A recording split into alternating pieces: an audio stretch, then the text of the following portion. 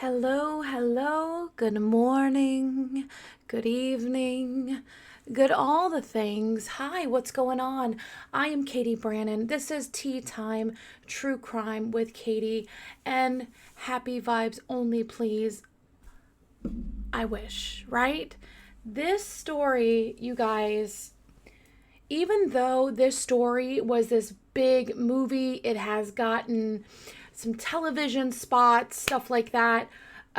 This crime, like the real story, is not really well known.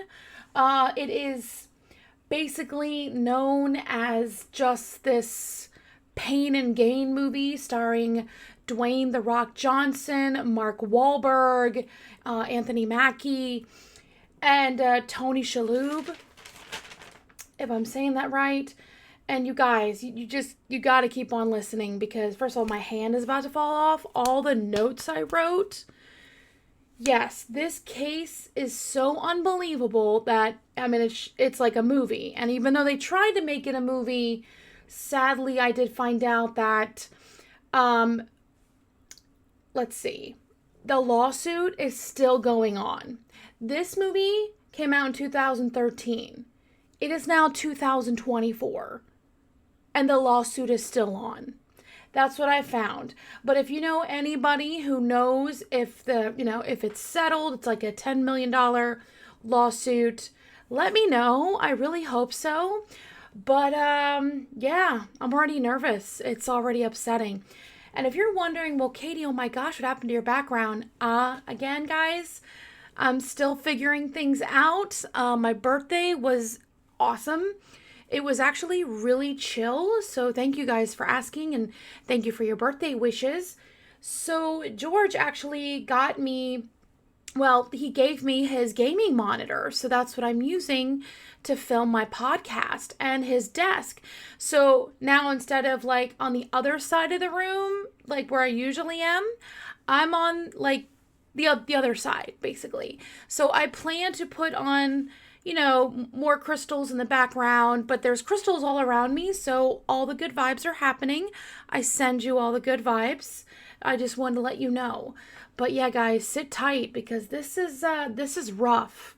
Warning, guys, trigger warning. I'm going to be talking about torture, and amazingly though, we have a survivor, so yeah, hold on tight. Before I start a podcast, I like to do a shout out to a company or products that I personally use, and no, they're not sponsored. I care about people and I want people to succeed. So I met this sweetheart. Her name is Rachel, and I will put her information right on the monitor and also in the description box below. But she basically is Sophia Boutique by Rachel. She does custom print, embroidered apparel. We talked about her doing my merch. So if you guys have any ideas of what my merch should be, should I redo my logo? Do you like it? Let me know. My email is teatimecb@yahoo.com.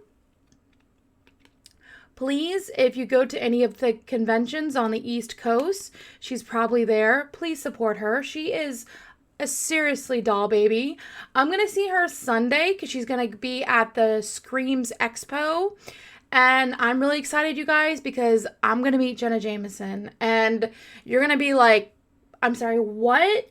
Yes, I adore her. We actually have been talking online since 2015, like on Snap. Yeah, on Snapchat. She had a story. I commented. We were just talking back and forth. And she added me on Instagram and added my TikTok. And then I added her.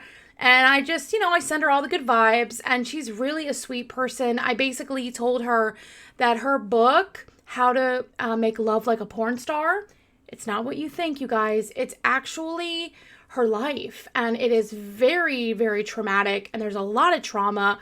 And I feel that she taught me personally, you get your trauma and you get whatever's done, to you, and you change it. Like you make it, you become more powerful, I guess, in a way. Yeah, I know you guys were there on one of my podcasts where I just talked about one of the things I went through, and it was awful. I had a meltdown, and if you guys were there, I really appreciate you there being with me. And I appreciate the messages and the concern. And it was wild how I just said that on my podcast. But if you guys don't know me, I'm very authentic. I edit this myself. I write. It's all my own. And I believe that when trauma happens to you in like a sexual manner, you either could like be closed off to the world and take time to heal, which I kind of was, but then I switched it around and like took it and became more like powerful in my sexuality and more demanding and what I want and what I need. And yes, I do have a fansly, and I believe I'm the only person that does what I'm doing. According to my friends, they're like, you're the only one on there that's doing this. I can't really, if you want my fansly, don't worry. I will just put the name. It's at Pale and Sweet. I know, laugh it up. I've had that name since I was like 13. That was my first email, you guys. Yeah, I know. I was very naive, okay? But what I do is I basically read true crime, I read horror, and I read smut. Now, the smut is very graphic. So if you like that kind of dirty talk, sexuality, phone operator talk, definitely check it out. That's the one you have to pay for, unfortunately. But the other stuff, my true crime and the horror books, and if there's any indie author that wants me to read on my fansly, I don't charge, believe it or not. I want to help other artists, Artists help other artists. Okay, man, now I'm really blabbing. I probably lost a lot of you, but if you're still here, let's talk about Marcello Schiller, okay? I hope you're ready. Marcello Schiller, okay? We don't really have his birthday. I'm getting major Aries energy, perhaps Capricorn. But he was from Brooklyn, New York. He was originally from Buenos Aires, Argentina. And he was extremely successful, guys. This is like back in the early 90s. He owned a restaurant. He owned offshore accounts, fancy cars. He had a beautiful Colombian wife and 2 children. He had a huge mansion in Miami. He grew up very, very poor. But with hard work, determination, knowing about investments and money, he grew very wealthy. At this time, he was 37 years old. He owned an accounting firm, Dadama Corporation, where he he basically controlled all kinds of investments, accounts, Medicare, nutritional supplements, and he actually ran a full staff. So this guy was money, okay? So Jorge Delgado, which again, I'm going to say this one time. Is it George or is it Jorge? Because the way people like say the person's name, they're like George. But when I'm researching, it's spelled like Jorge. I think I'm going to say Jorge. Yeah, that's what I'm going to say. Okay. I don't even care if it's wrong because this guy is absolute garbage. Seriously. So I really want to focus on Mark in this story because the Hollywood movie portrayed him so differently than how he is in real life. It like blew my mind. But Jorge Delgado, he was actually down on his luck. And in the early 1990s, he was married to one of Mark's staff members. And, the staff member, she was like, hey, we're having a tough time right now. My husband, Jorge, and I, we can't find a place to live. We're living with my parents or something like that. And he needs a job. So could you hire my husband?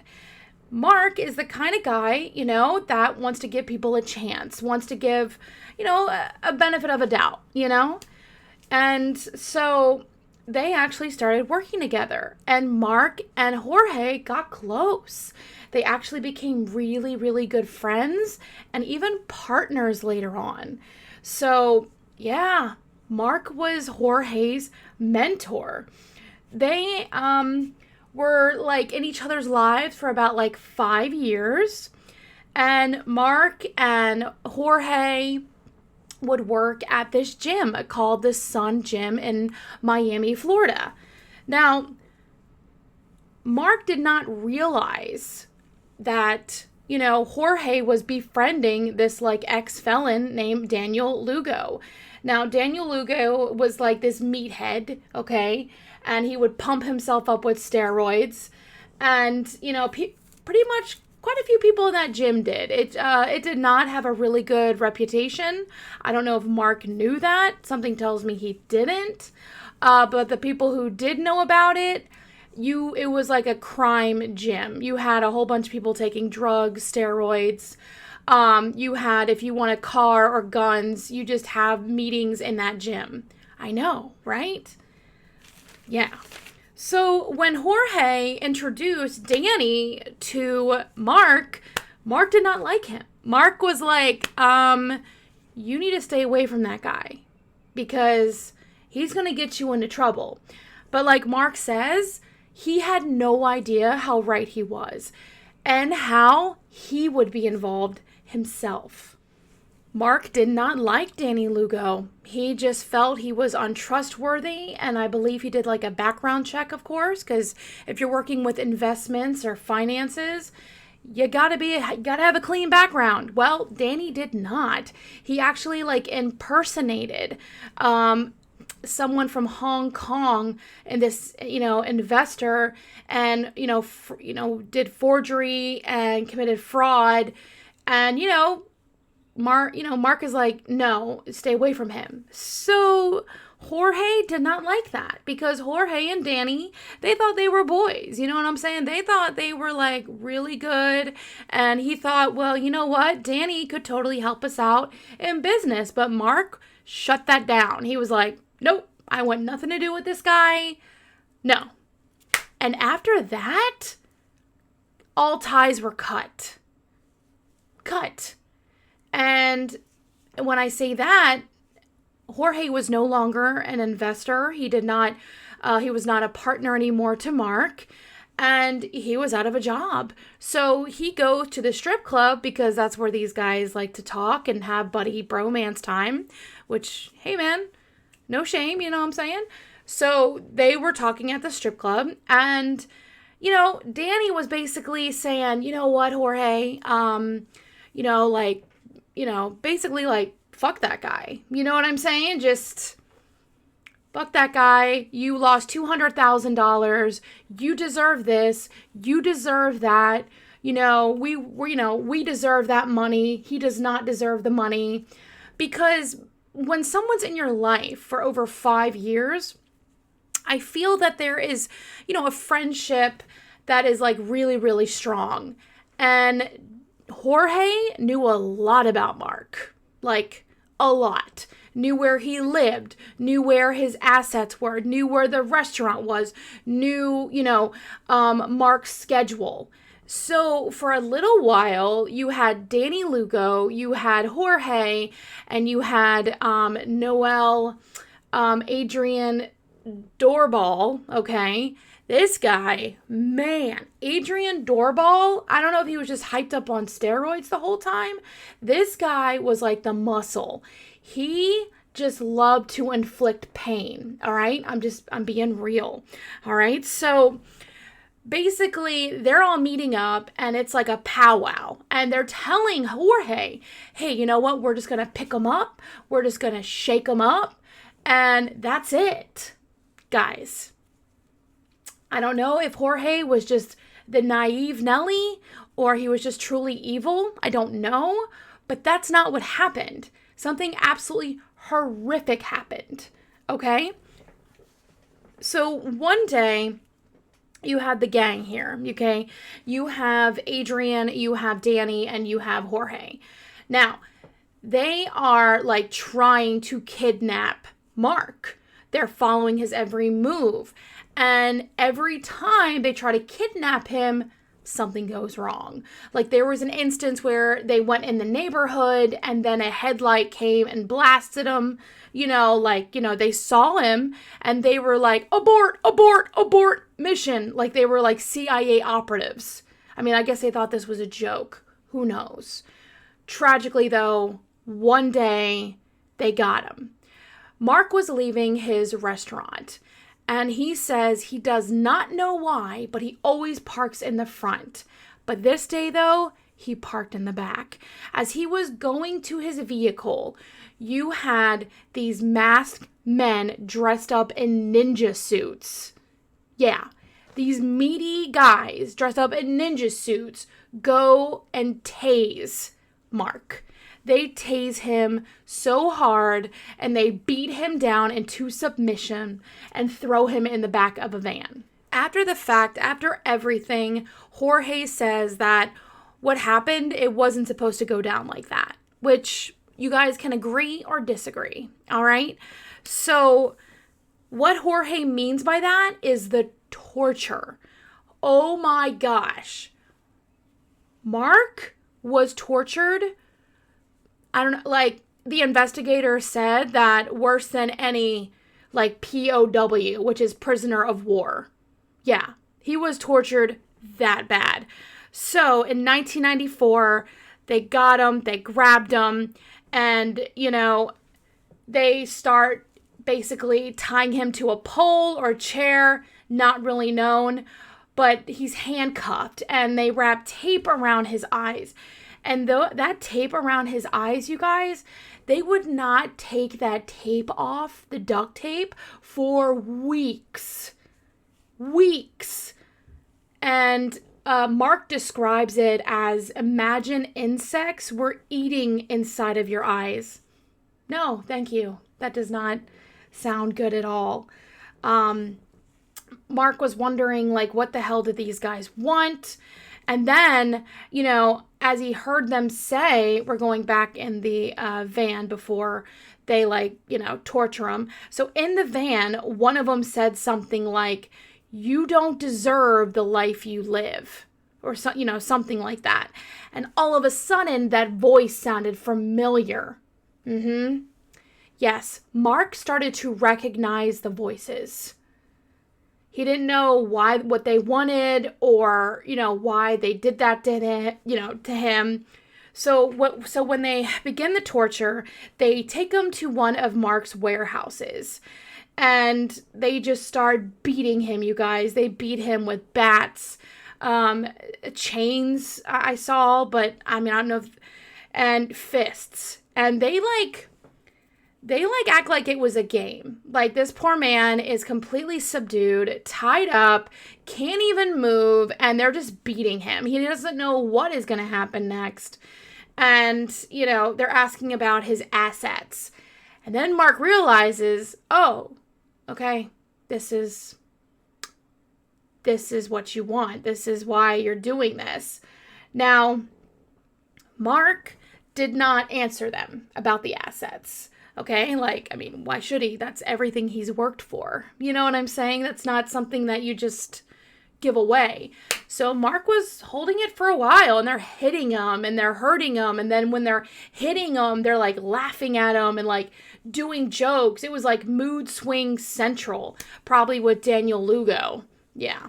Daniel Lugo was just, really cruel and sadistic, and then he would just laugh and, crack a joke. Which, holy mess. Not only you're getting physically abused, you're getting, mentally tortured as well. So, when he would not tell them about the assets, all of a sudden, Jorge, which he knew his voice, had a piece of paper and had the list of all of his assets. Excuse me. Sorry about that. He had a list of all of his assets. And that's when Marc was like, oh my God. In his mind, he's like, oh my God, I know who is doing this to me. And it crushed him because, Jorge was, was his really good friend, and like, why the hell is he doing this? But Jorge knew a lot. Jorge knew about the accounts, the investments, so everything was written down, like from his fancy cars, his mansion, his condos, his offshore accounts, his IRA, his investment, like, what? And this is like in the 90s, like early 90s, so it's like, yeah. Having all that too, like back in those days, it must have been worth like a crazy amount of money. Now, Marc is heartbroken. He's there bleeding and hurting, and he's just, again, not saying anything. Okay? So then they start beating him in another way. They start playing Russian roulette with him. Yeah. If you guys don't know what that is, Russian roulette is this horrible game where you get a firearm and you spin. I'm sorry, I'm not a big gun person, forgive me, but you basically spin, not the bullet casing. The chamber. Wow, fail. You spin the chamber, okay? And you put one bullet in there and you spin it, and then you put it to someone's head and you click, click. With each click, Marc, he thought he was losing his life because he figured, you're going to kill me anyway. I'm not going to tell you anything. You know what I'm saying? Until the monsters brought up his family. Yeah, Marc held on for a long time. The beatings, being water thrown in the face, and just all the bad things that you could do to someone. Not all the bad things, but you know what I mean. Just really horrible treatment. But as soon as someone said, I'm going to bring your wife and your 2 kids here, and I'm going to chain both of them up, and then each of us are going to rape your wife over and over and over again. That, you guys, that made Marc crack. Marc did. Marc cracked. He's like, I'll do whatever you want, okay? But I got to make a deal with you. And they're like, oh, okay, you're making a deal now? And he goes, yes, I will give you everything you want. I'll do what you want. But please make sure my wife and 2 kids are flown out of the country, and that you do not get them involved in this. And they kept their word. So he had to call his wife, and he basically was saying, baby, I got to go on a business trip. I want you and the 2 kids to pack a small bag and leave. Leave the country and go to your mother's in Colombia. Remember I told you his wife is Colombian? And she, of course, is like, what? What's going on? He's like, no police. And tragically, guys, it's really sad, but it was said that in South America, I feel like even North America too, that the wealthy don't trust the police, especially if there's money involved. There's a lot of dirtiness and crookedness, and, she did not, actually. She was a very dutiful wife and did what she was told. Now, her plane didn't even land in Colombia yet, and you had Daniel Lugo, Jorge, Doorball, and probably a couple other friends. We don't know, like the way it's portrayed, but they quickly moved into Marc's mansion, into his home, and then they started stripping it clean. They took all his paintings, they took all his family photos, stuff that was very sentimental, and yes, stuff was very valuable, and if they couldn't sell it, they would get rid of it. I don't know if he ever got his children's photos. I don't know that part, but that is absolutely awful.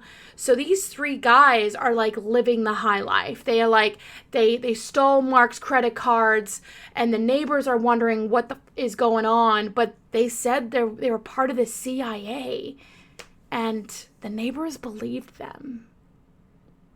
Yeah.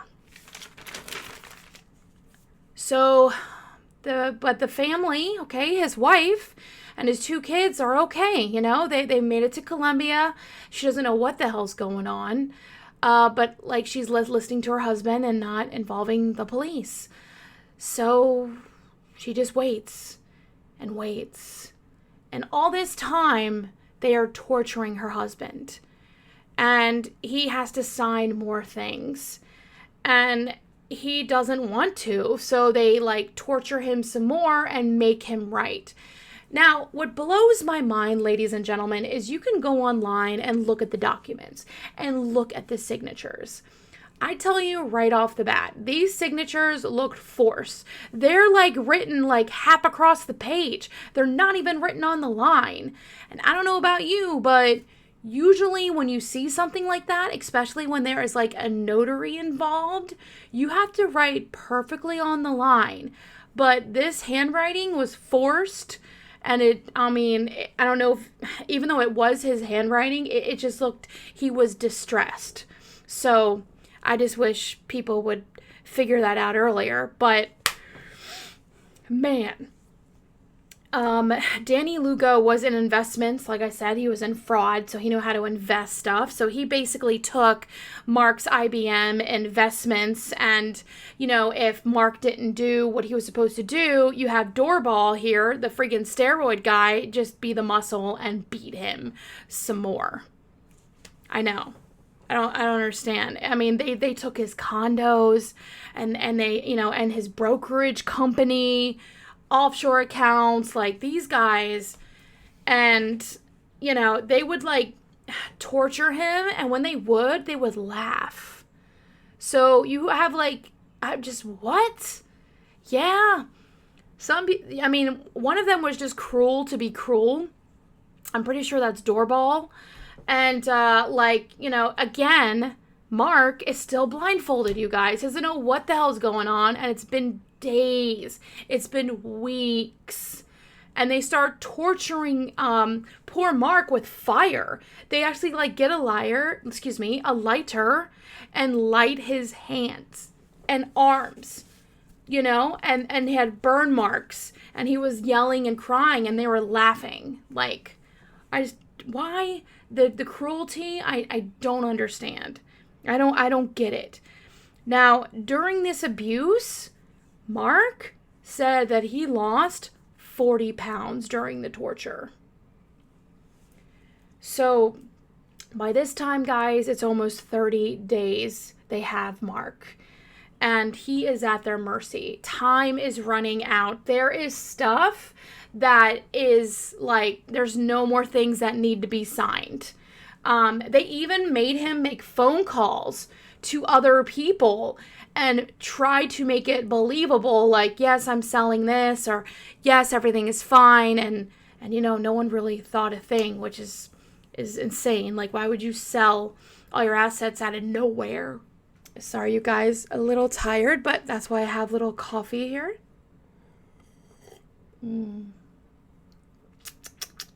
Yeah.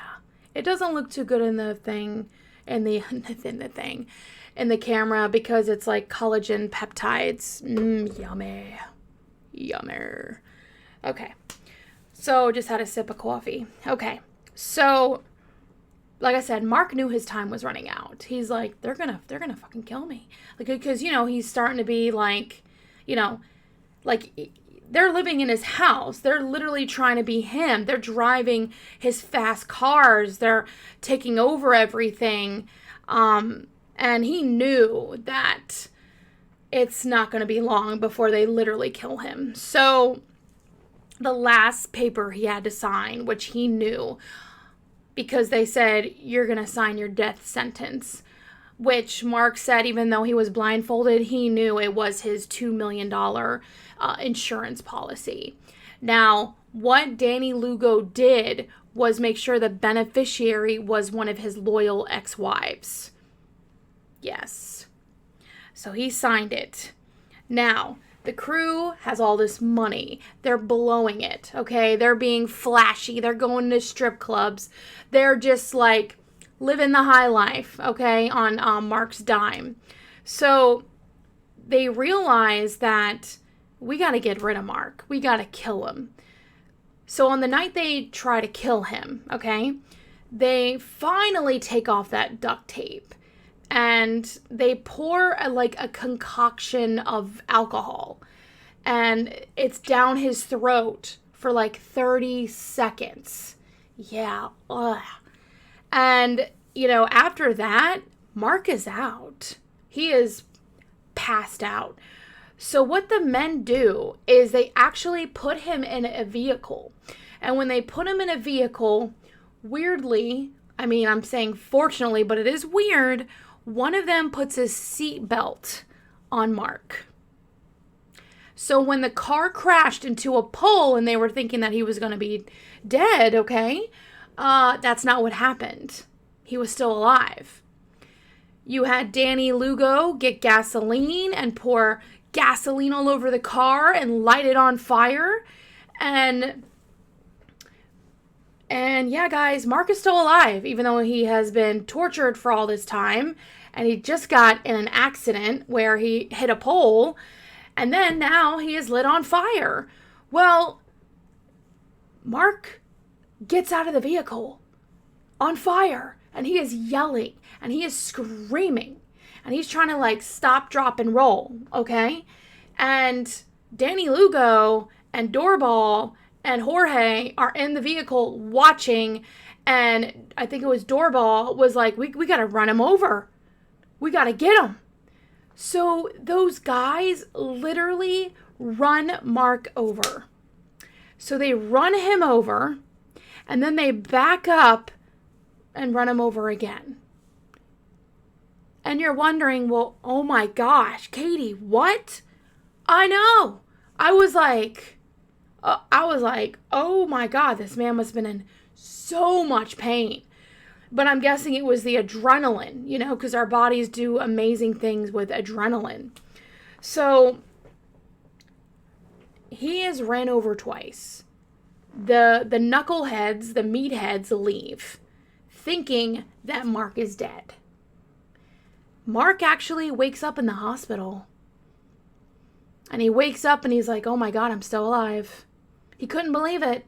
He also explained as soon as he woke up, the pain that he felt was indescribable. Okay? The nurses, I don't know if it was the doctors, but the medical professionals was saying that you have been in a very bad car accident because he had injuries of somebody who have been through a car accident, like I said. And, Marc is just barely talking and he's just saying, no, I have been kidnapped. And then nobody would listen to him. Nope.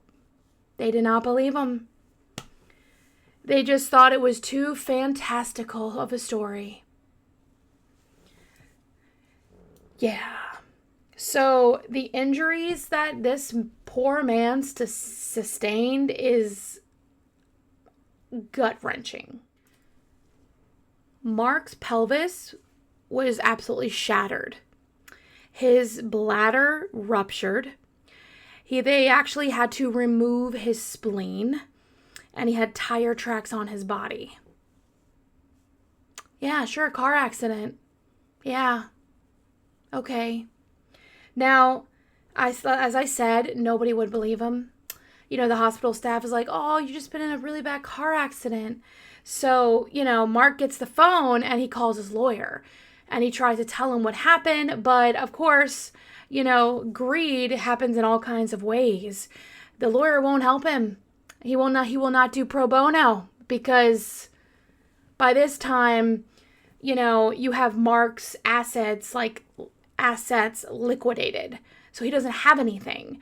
So the lawyer actually tells him to talk to Ed Du Bois. And Ed Du Bois, Ed is, man, he is like the Clint Eastwood. I swear, man. To me, he's a hero. He is like, yeah. Because first of all, Ed really in the beginning didn't believe Marc's story. It's just too insane, But he did listen to him, okay?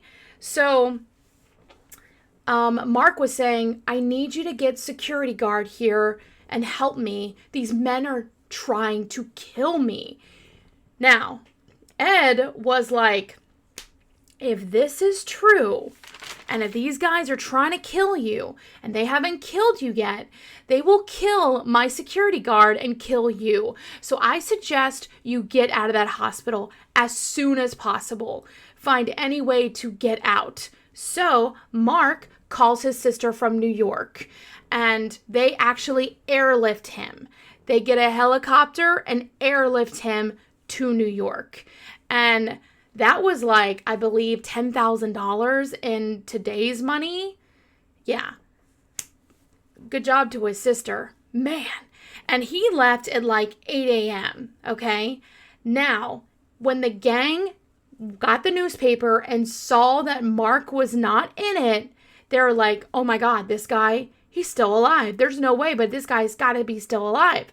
So you have Danny, you have Duval, and you have Jorge call the hospitals looking for Mark. Oh yeah, they called everywhere looking for him, and they found him. So by the time they get to the hospital, I don't know if they bought or stole, who knows, they're literally wearing scrubs and impersonating health professionals. And they go in the hospital, and they're like, yeah, I'm looking for, and they describe him, and they're like, yeah, he's down there. He's down there. So they go in, and they're just about to open the sheet and kill him, but they realize he's not there. No. He left at 8 a.m. and the gang came 2 hours later.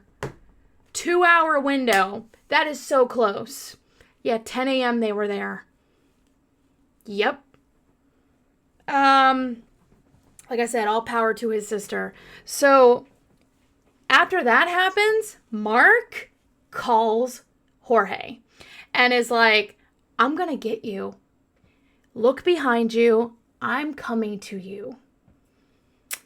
I know. This is how would you feel if someone did that to you? You would want revenge, would you? I don't know. I feel like a lot of people would want revenge. So again, like I said, guys, people are not believing Mark. They think he was in a car accident. And so he has this awesome private investigator. It's spelled like Dubois, but people keep saying Dubois. So I'm just going to say Ed. Okay? Ed. So Ed is telling him okay, all right, we're going to figure this out. Okay.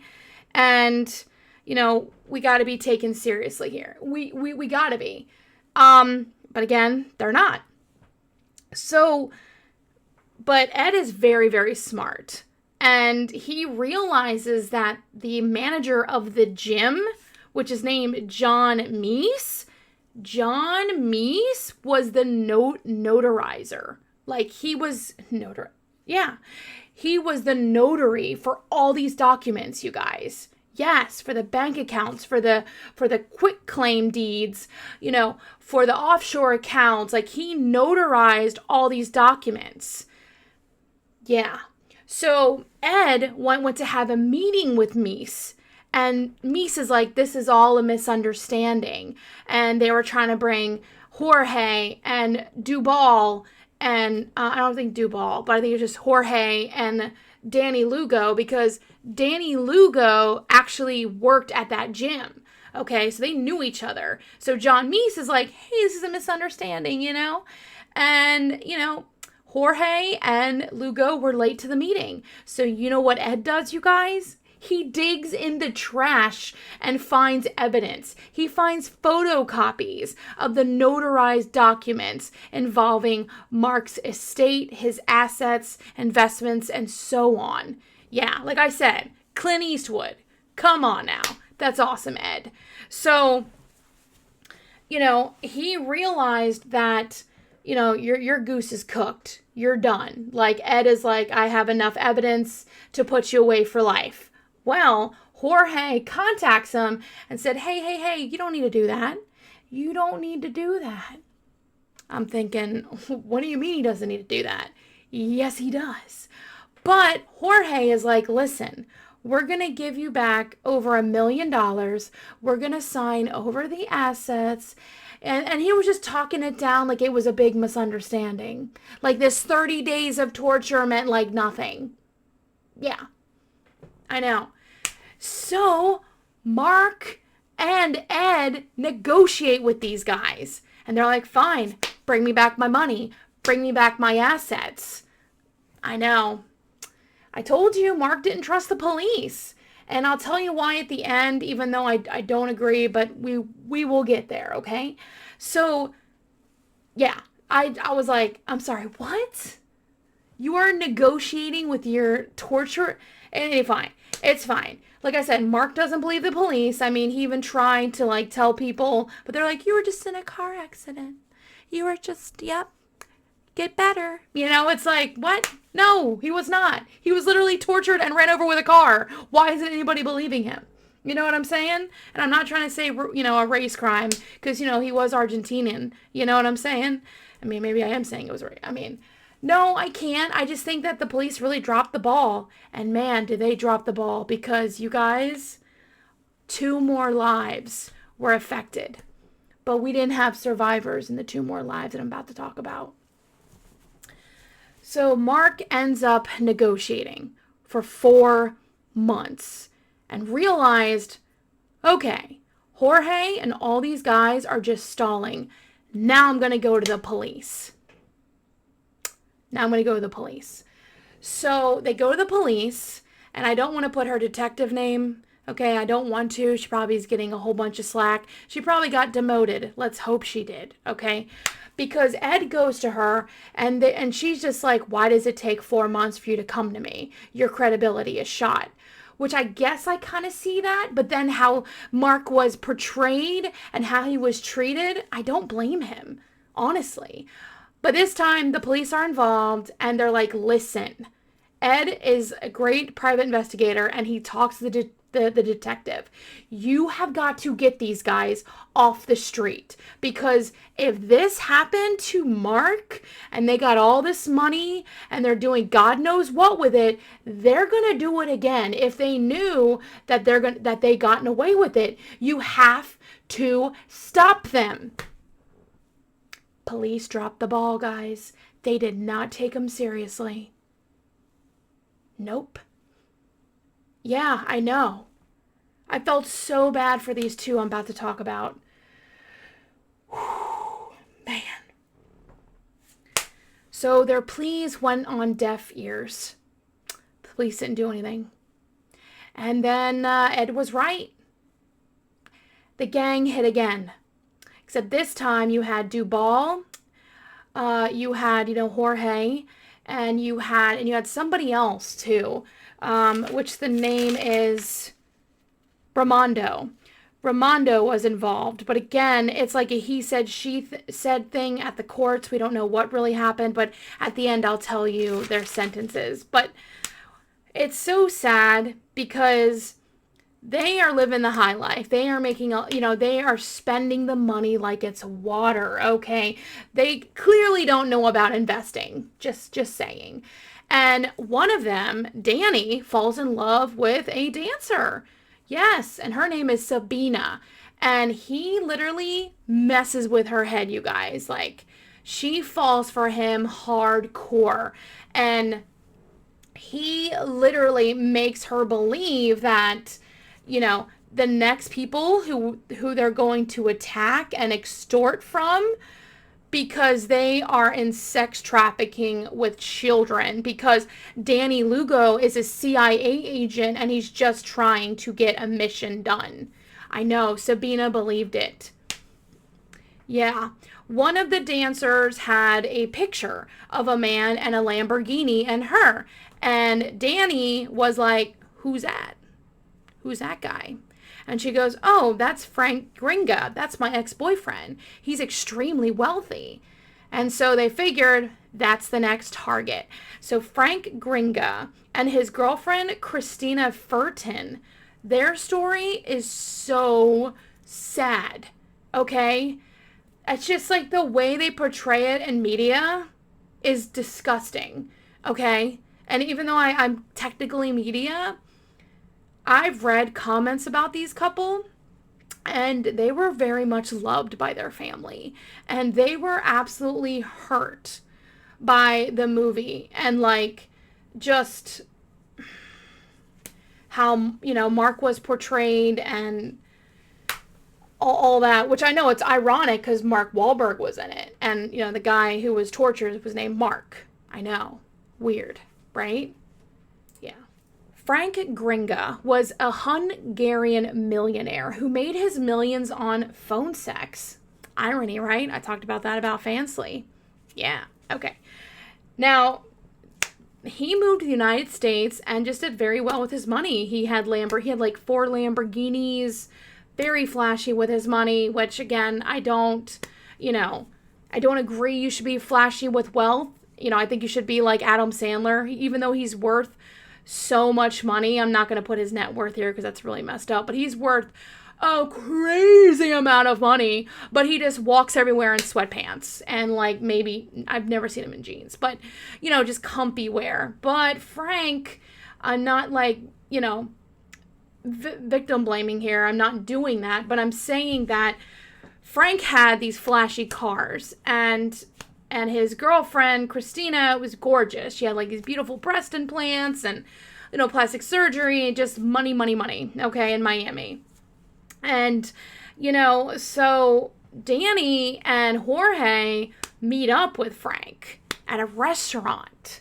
And they're acting all buddy and saying, hey, you know, and they were portraying themselves like they were millionaires too, which maybe technically they were, but the money was being, you know, spent like water, so probably not so much.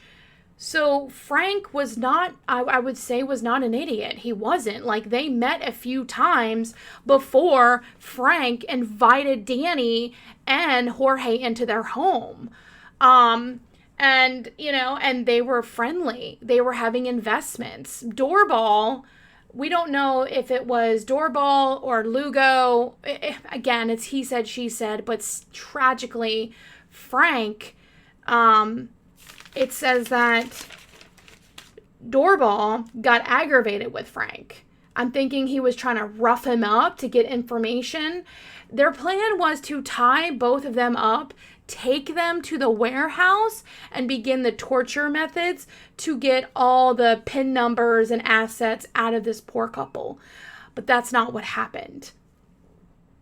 We don't know if Frank was thrown up against the wall, because in the movie it's portrayed that a weight fell and hit him in the head, and, you know, and then he died of like blunt force trauma. But then I also read that poor Frank was just hit really hard, you know, and Duvall was on steroids. So, you know, it may have been an accident, but I don't think so. Next thing you know, you hear Christina screaming in the other room for Frank. And one of them quickly subdues her and just injects her with like a horse tranquilizer. I'll have the name on the screen. It wasn't ketamine. It was like Rompop or something. And, you know, and they're like, you know, grabbing her face. And she's like on horse tranquilizer. And he's like, give me the names of, you know, the actual combination to get to one of your mansions or something like that. And she is so out of it, okay? She just heard her love be murdered in the other room because, you know, Frank isn't saying anything no more. He's gone. And so the guys, you know, write down the number and they're going to the mansion. And then what they do is they're like hitting the numbers. And it's the wrong combo. I mean, when you drug someone up like that, they're not going to remember shit. I mean, honestly, they're not going to remember any numbers or codes. So they go back and they hit and they hurt this poor girl. And they hit Christina. And then they inject her again. Okay? And it was too much. Because by the time they got to her and they I do not like this word at all. But one of the guys was calling the other guys at the house. And he was like, okay, get the number again. And the guy went in the room because she was injected either twice or 3 times with the horse tranquilizer. And he said, this bitch is cold. Which means she's dead. So the men are like, fuck. They're stupid and they're evil and they're sadistic. So what they do is they actually go to the market, like a Home Depot, and this is so haunting, okay? They buy stuff to get rid of a body. Let's just say that. They buy trash bags. They buy a chainsaw. They buy just stuff that just says, I'm getting rid of a body. And what is haunting is the total, you guys, was 666. I know. Yeah. So they take the bodies and I believe they go back to the warehouse and they need to dismember the bodies. And I'm telling you, these guys are dumb as shite, okay? Even though, sadly, if Marc did pass away and he died, they would have gotten away with it. Because you have a wife who is in Colombia, who doesn't trust the police, who doesn't know what happened to her husband. And you have somebody who just signed everything away. And they literally almost did the perfect crime, but Marc survived. But sadly, Frank and his girlfriend, Christina, did not.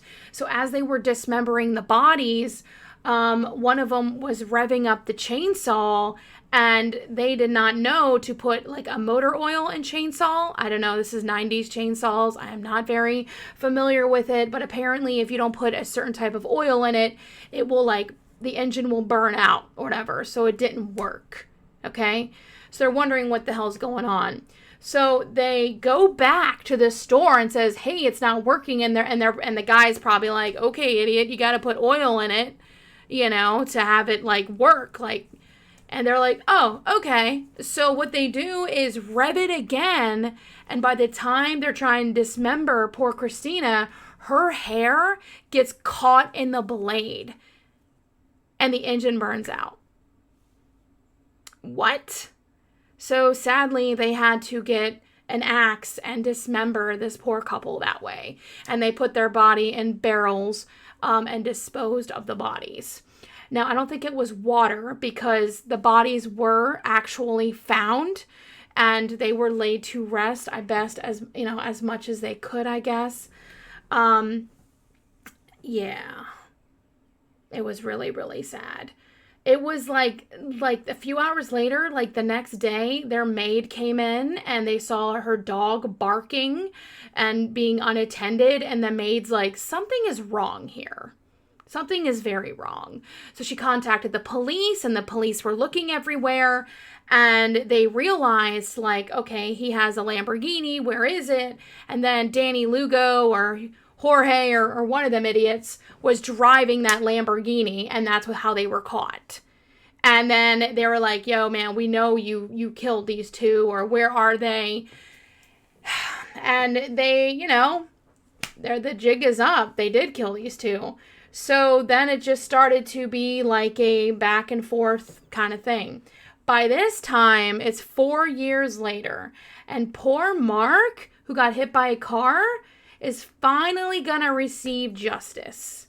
Yes. Because by this time, he realized, wow, the police are not gonna do anything. Okay? And 2 people are dead because they didn't do anything. They literally have blood on their hands. They do. I think that's what Ed said to the actual detective. How does it feel to have blood on your hands? Ooh. Yeah, that feels probably awful. So what Marc did was he fled the United States, which, do you blame him? He fled, and when he was with his wife and children in Colombia. Now, the 4 years go by, and it takes that long. It's a crazy, crazy trial because you have the he said, she said BS, and Jorge rolled over. Okay, he sang like a canary. He was the snitch. And I think the judge, felt easy on him, which I don't understand that, because just because of Jorge, that is why all this happened. If Jorge didn't open his mouth and talk about the assets and the royalties and the wealthiness of Marc, this would have never happened. So I think even though Jorge is I want to put this behind me, it was a big mistake. No, you're a piece of shit. Sorry. I'm not sorry. Sorry about that. No, I'm not. You are. Like, you are seriously standing around watching your friend get tortured? Dude, there is a special place in hell for you. And I don't even care how long it lasted. To do that to somebody and then to actually murder an innocent couple who was just trying to like have fun and do investments, it's awful. Awful. Now, John Meese, he was sentenced to 30 years on one count of conspiracy to commit racketeering. And 30 years for that, you guys. He ended up dying of a stroke in 2004. Jorge Delgado, like I said, because of him being a snitch and testifying against everybody, he received 5 and 15 years, but only served 3 years in prison. Yeah, 3 years in prison. Then in 2008, you guys, he was arrested for felony grand theft and got 1 year probation. What? Ramondo was one of the gang who was involved in the disposal of, sadly, Frank and Christina. Now, we don't know if he was there during the disposal or there during the murder. Like I said, guys, the stories don't match. You believe who you want to believe. And I know you should be like, what about the evidence? It was hard to tell. Like, we knew who was involved of the crime. We just didn't know who exactly did what, which really frustrated me. But Ramondo received 8 years in 1999, but he got out in 2002 because his charge went, instead of disposal of Frank and Christina, it went down for just kidnapping. Now, Daniel Lugo, this guy, he is still on death row, you guys. He is still on death row for killing Frank and his girlfriend, Christina. And he's still alive. He's still alive. And this is Florida. Florida. Sorry, I mentioned that because usually it's kind of like Texas. Once you kill, oh man, they execute your ass fast. Like Eileen Woodrose, oh my gosh, they executed her fast, man. It was too fast in my opinion, okay? Yes, she was a serial killer. Yes, you know, but we could have had more time to study her and like just figure things out. But no, I think they killed her within like 5 years, something insane like that. But yet Daniel Lugo is still in death row in Florida. Let it make sense, please. Let it make sense.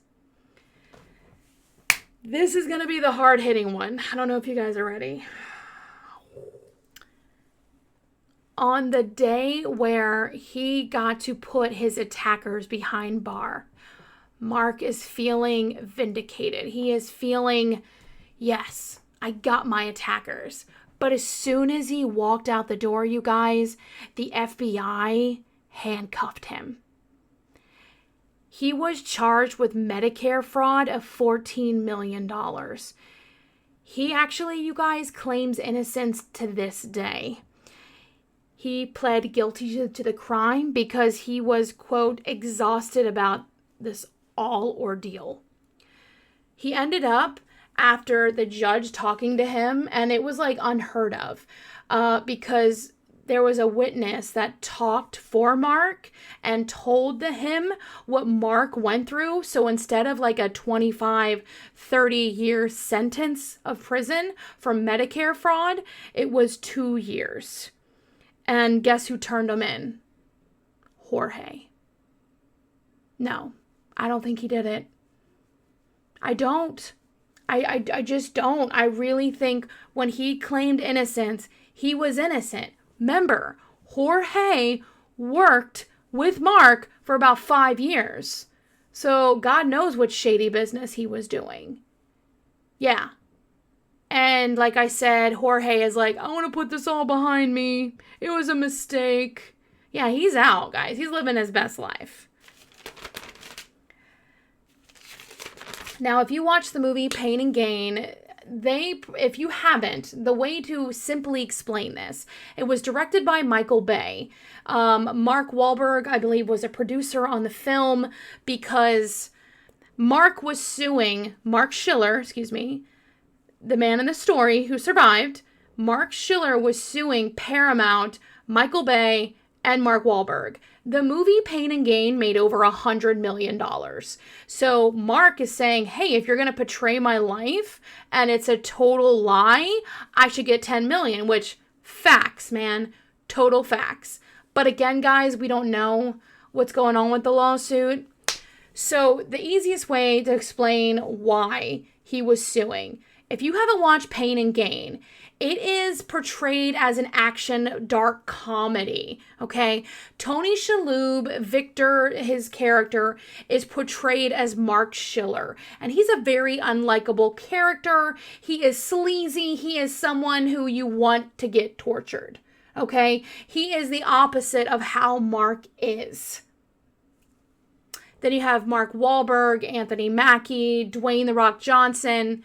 You even have Rob Corddry, which, Hot Tub Time Machine. He's hilarious. Rob Corddry is portrayed as, John Meese, but he wasn't mad about that. He was really mad about how his attackers were portrayed as likable, like really happy, tough and rumble guys, and how the man who was being tortured was portrayed as an awful, not a nice person.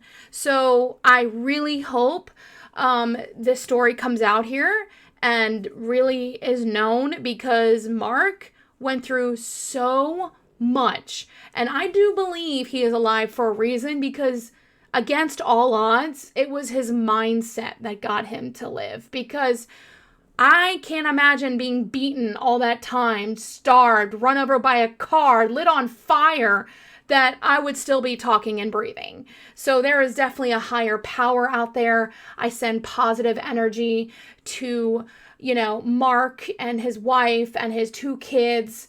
And thank you so much for writing your book. If you guys want to read his book will be listed right here. I will have more descriptions below. And you guys, I found this story on Max, House of Horrors.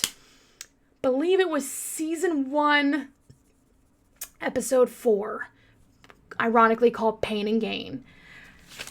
Let me know what you think. Did you like the movie? I don't like how things were portrayed, and Michael Bay made a lot of money.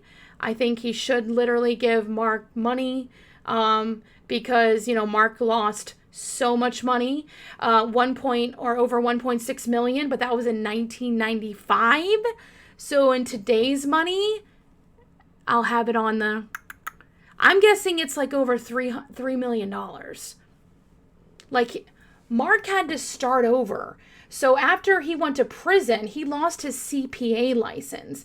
So today he actually works for a tax resolution, I think, investments firm. But yeah, he just is, I just think it's really messed up. I told George the story, and George was in tears. My George. And I think that's why I didn't do this story, because I was just like, Georges are good mostly, Like, well, what? No, this guy was a Jorge. Okay? Sorry. I'm not saying all Jorges are bad, because I did a crime about Jorge who suffocated in the suitcase. God, that was awful. Ugh, yeah. That was a mini true crime, though. But, guys, if you're fascinated by true crime, if you're fascinated by any true crime kind of podcast that really, really talks about the people that, who really cannot be the voice right now, subscribe. Because I do want to focus on obscure cases. Even though this was a big movie and documentaries, not many people know about this case, and not many people know the real story. So thank you for checking it out. Please know that you are loved and you are cherished. And remember, you are doing better than you think.